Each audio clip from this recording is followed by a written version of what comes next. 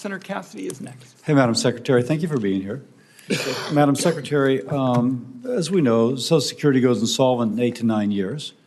The President has not put out a plan, he's put out a series of talking points. He calls them general principles, but there's nothing detailed in that report. And in it, he very loudly is saying that he's going to raise taxes on those over $400,000 a year, as he said 4 years ago when he was campaigning for office the first time, but he's still not updated. Now, I'll note that there's already been $4.9 trillion in new taxes proposed for those making over $400,000 a year. It seems to be the go-to place, fill in the blank, we're going to tax those over $400,000 a year for whatever. Of that $4.9 trillion, none of that has been dedicated to Social Security. So with that context, if you are going to address the unfunded accrued liability for Social Security, what would the tax rate have to be, or what would the total amount of taxes have to be on those making over $400,000 a year? I don't have that computation to offer you, but the President has in the past discussed the possibility of raising the ceiling on what income would be included.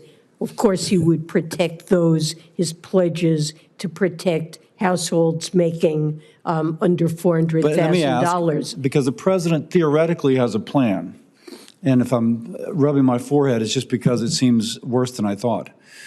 If there's not been a computation, if there's not been a calculation of what the tax rate would have to be on those making over $400,000 a year, has Treasury really not looked at, okay, we're already charging $4.9 trillion for the deficit, for Medicare, for a lot of other things, and now we got to add social, but we haven't done the math to figure out how much that tax rate would have to be? The President doesn't have a plan. He has principles. He wants to work with Congress to find a way to protect Social Security and extend its solvency beyond 2034. Now, if the President wishes to work with Congress, why does he continually demagogue Republicans on anything that doesn't exactly line up to what apparently suits his reelection? And if I'm frustrated, there's going to be a 23 to 25% cut for those receiving benefits now, which will double the rate of poverty among the elderly, double the rate of poverty among the elderly in 8 years, and he doesn't have a plan.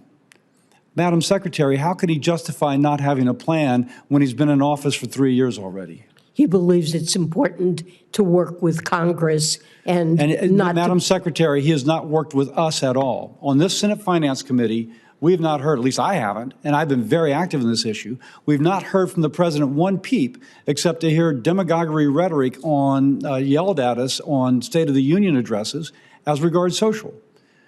So can the American people who rely upon Social Security, when can they expect the President to come to us and ask to begin to work on that plan? Well, the President has laid out a plan for Medicare. That's not my question. He's laid out general principles, as you said earlier, but he's certainly not come to us and said, I want to enter negotiations. It is true that he's started with Medicare, the hospital. So then let me ask you on that. On Medicare, there is a certain ratio of public funds supporting Medicare relative to the trust fund.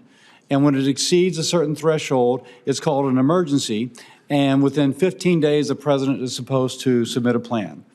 Last year, we hit that threshold. This year, we hit it again. And I've not seen the President's plan submitted. The President did lay out a plan for Medicare. It involves extending trust fund solvency by modestly increasing Medicare tax rates on incomes above $400,000, and then closing loopholes in existing Medicare taxes. Did the President, I'm sorry, did the President include the SMI in that plan? The SMI covering parts B and D? I don't think he covered B and D. This is with respect to the hospital trust fund. Yes, so Medicare, of course, as we know, also includes parts B and D, and the funding in the cost of those, which is almost entirely out of general fund, about 85% out of general fund, is going to exceed expenditures from the hospital trust fund. The President's plan did not include those two areas.